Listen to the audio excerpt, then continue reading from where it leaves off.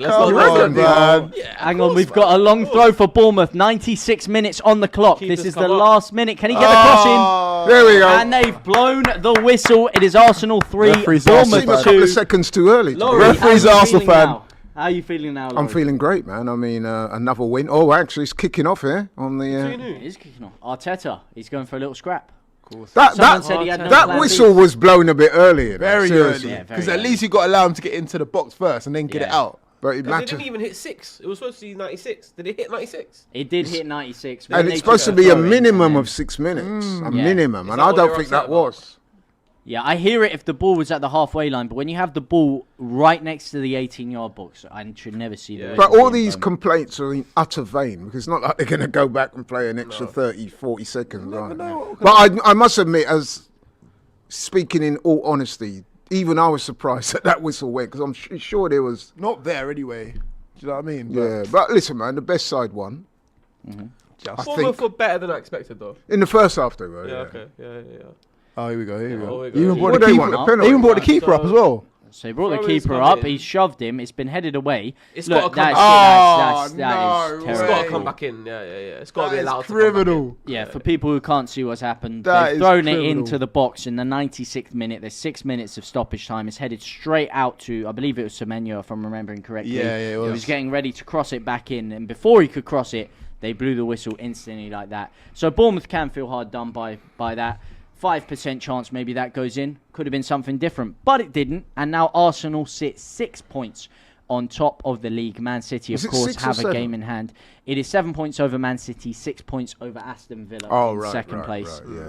Yeah. Of course, City have a game in hand, so they could close that gap to 4 points if they were to win that game. But we have margin for error, which is important. You know, I mean, once you go more than 3 points above, I'm not saying it's comfortable, but you know, I mean, you do have a little bit of breathing space. There is, for say, dropping a point here and there, but it's in our hands.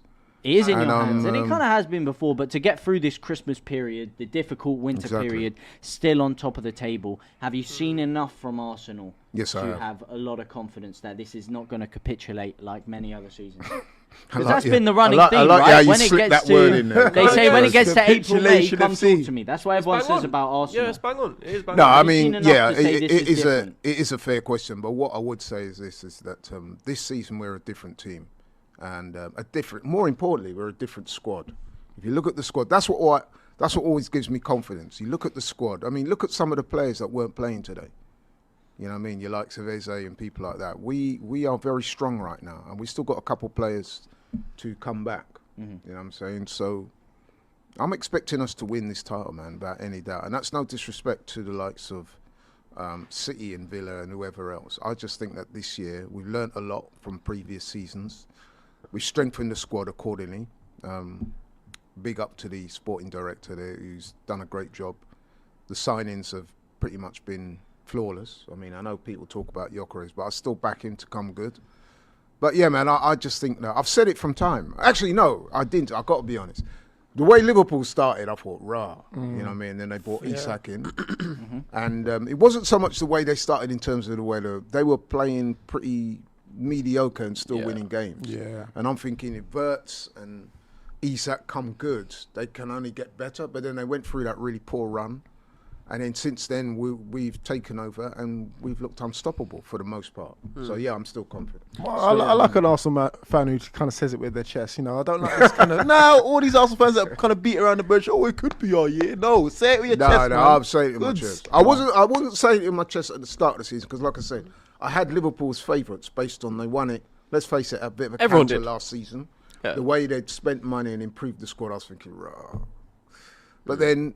Like I said, once they slipped up and we took over, and you look at the depth of the squad and the experience of the players and stuff like that, yeah, so I'm confident. Well, it's funny, you should see him on the boxing shows because he never says anything with chess. This guy sits on the fence more than anyone you've ever known. As well, quickly put in right now who you guys think will win the league. From this point of the season, we're just past the halfway point of the season. Who do you guys think is going to win the Premier League this year? And if we go around the panel from left to right, give us a name. Put it on.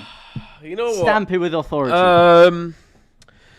My gut tells me in the running, Pep and his ways, I might go City. I might just go City. Yeah. Based on what?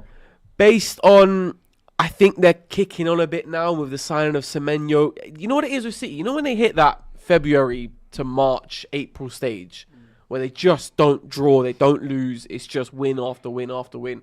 It's just that for me. And it's just, if Arsenal pick up another Gabriel injury, if Rice is out at any point, it's just history. That's all it is. The last 3 years is why I'm going City.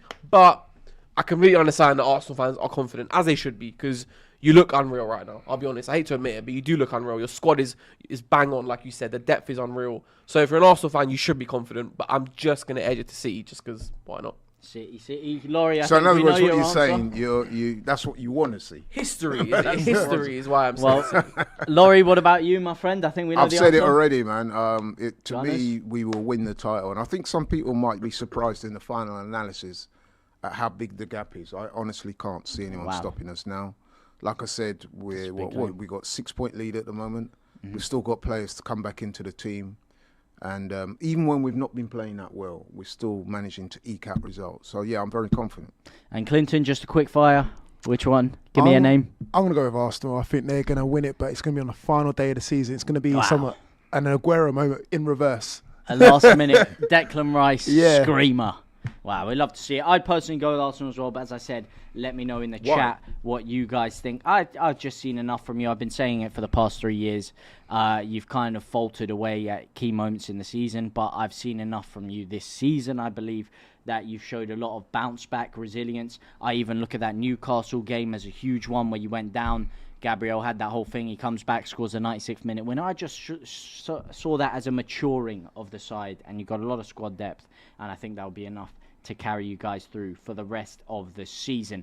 But we do have some comments about this game. Arsenal are looking crazy serious right now. Terry McDad.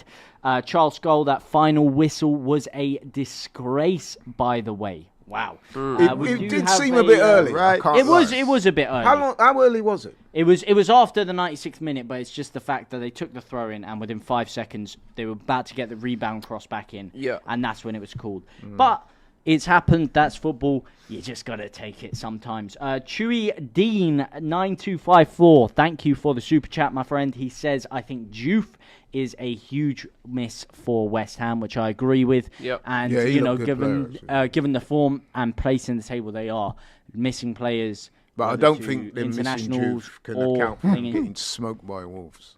No, it can't account for it, but it's definitely not good timing for them with the way things are going. Yeah, I'll say as well that 3-0 win for Wolves was a deserved